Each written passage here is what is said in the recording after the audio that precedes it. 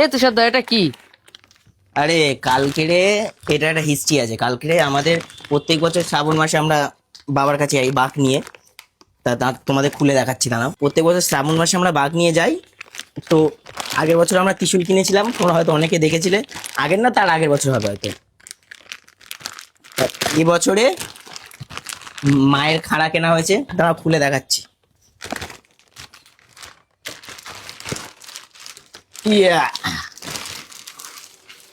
I সাফ, দেখ কেমন লাগছে।